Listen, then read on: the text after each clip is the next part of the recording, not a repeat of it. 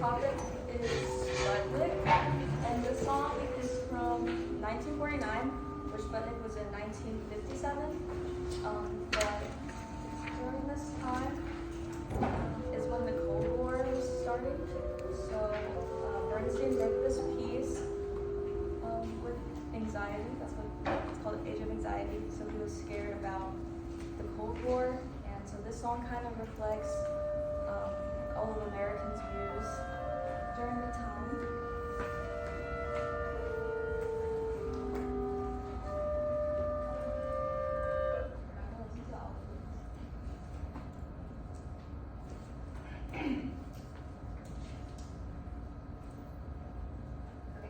So we're going to be talking about Sputnik's impact on music education.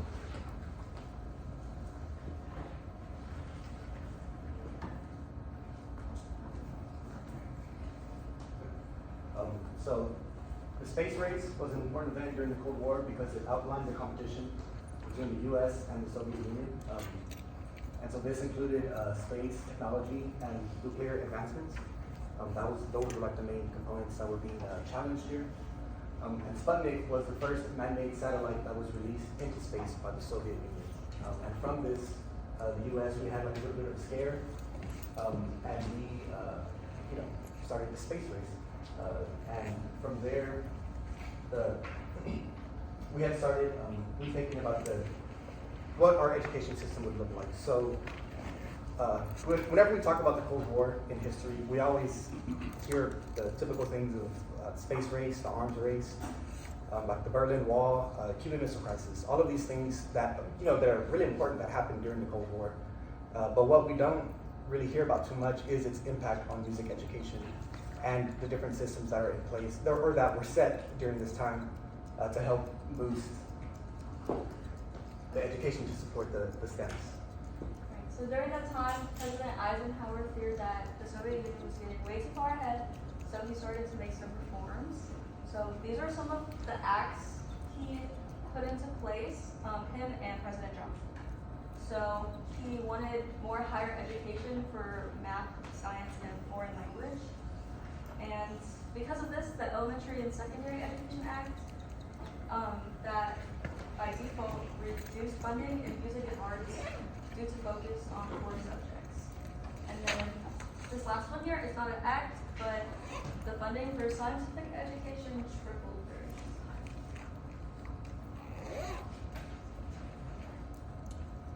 Okay, and then in 1983, students were given the choice of taking a foreign language instead of music or art. So now it's like, they could do more foreign relations instead of being more creative. And then so curriculum changes gave power to the states to allow more time allocated towards core subjects like math and science, and limited the amount of time in a school day for music or art, which restricted creativity. And then there's this quote: Sputnik ended a golden era of music. If the Russians can do it, why can't we do it? People called for more science and math requirements that took up music time. And then this quote's from Henry Hughes, who is the co-chairman of this, and he also is a retired music director. So some of you have probably noticed that a lot of people nowadays in rhetoric talking about the importance of music education, they will say that it has an intrinsic value. Now that language was not used before the launch of Sputnik. Before that, it was obvious to emphasize the arts, the humanities, the liberal arts. That's what everybody cared about.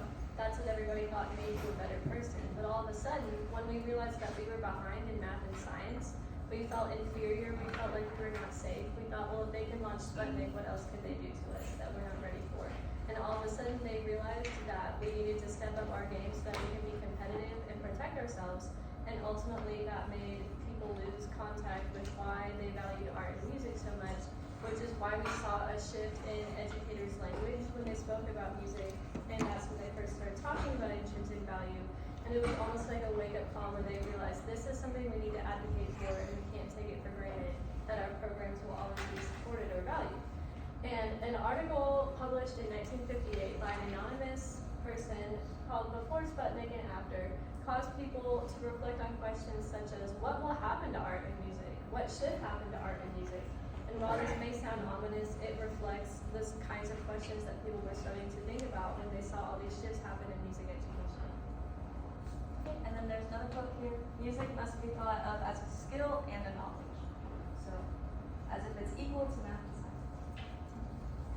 So, as we know, music educators use the words intrinsic value, words that are used to measure assets.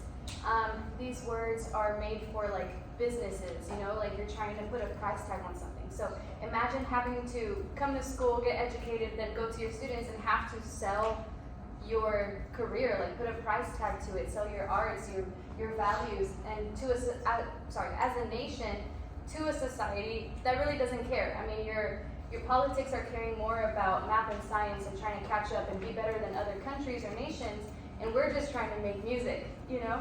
Imagine having your students and having to give them up just because they couldn't take your class.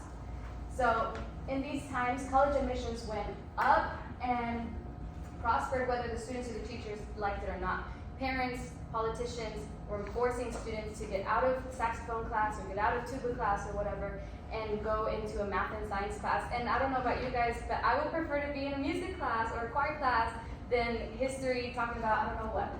Shrinking budgets and music education programs meant the loss of music teachers and students going into that field. So in this little chart, I don't know if you can read it from where you're sitting, but in California school districts, in the comparison from 1978 to 1987, that's a 9-year difference, there used to be 400 music supervisors, and it went all the way down to 41 music supervisors for California. California is a huge state, and imagine only having 41 music supervisors. That's really good. That's a 90% decrease. It's a lot. Music students enrolled in Los Angeles, California, used to be a 20% music student enrollment and down to a 10%. Students playing in high school bands and orchestras from 1982 to 1986, that's a 4-year difference. And it used to be 124,549 instrumental students. It's not choir kids, just instrument kids. All the way down to 64,989. That's a 52% decrease. Imagine half of your students being gone. What would your paycheck look like? What would your life look like? You know, what other job opportunities would you have to look into as a music educator to be able to survive your day? You know what I mean? So, thank you. These are really scary facts of the time. And so the topic of Sputnik brings us to 2001, when President George W. Bush passed the No Child Left Behind Act. So this integrated standardized math and reading test into curriculum, which made the funding for the arts decline even more. And then implementing music and art back into school curriculum is a goal that is slowly becoming achieved again. So basically, in conclusion, after Sputnik, the U.S. kind of freaked out, and they said, we need to be better than these other countries, and we need to be ahead of them. And the only way they saw to do that was to further educate in science and math classes. And because of that, they took back the resources for the music education courses, and the creative curriculum for those classes had way less funding, way less resources, way less opportunities for students to learn about music, and they really tried to force them to learn about science and math. So from there on, the music educators have tried to basically prove their worth to society and prove their worth to the students that they once had all of these large numbers of, that now have been decreased to very minimal numbers. Now we have a reference. So I know we are all in this room very thankful for how far we've come with music education in America, despite this setback that we had.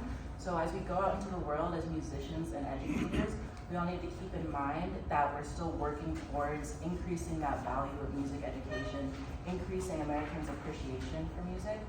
And so we have 2 activities for you. You already have here a little quiz that we gave you.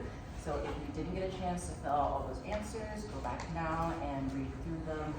And then we're also passing around a blank sheet of paper. We're all going to create a timeline that includes 5 important either events or effects of Sputnik and the space race on music education or just education in general. So you're getting that sheet of paper now, and go ahead and create that timeline. It can be a full timeline, you can list by bullet points, but we're going to give you a few minutes to complete that. So while they're working on that, I'd like to ask a question of the group. So this is really very, always interesting information, very valuable for us. In your role in researching this, looking where we are in 2024, what are the signs for hope? What are the signs for growth that you are maybe seeing now for increased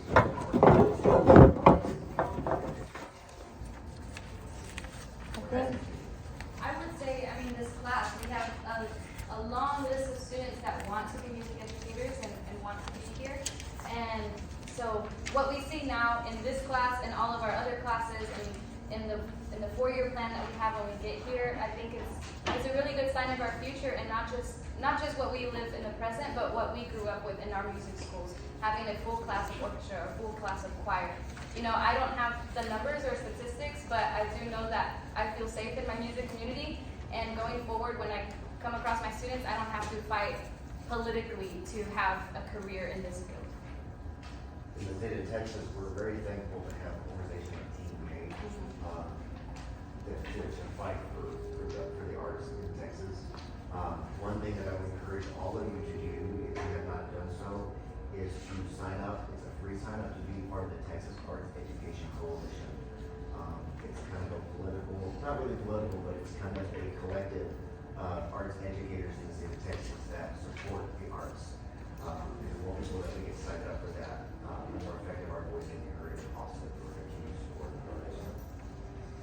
All right, we all finished up. We're at our 12 minutes, so I think the training is in all of this is just for them. So. Yeah, it's like a short thing, like 30 seconds to All right, so let's finish those up and we'll get those passed in. And then let's give them a round of applause.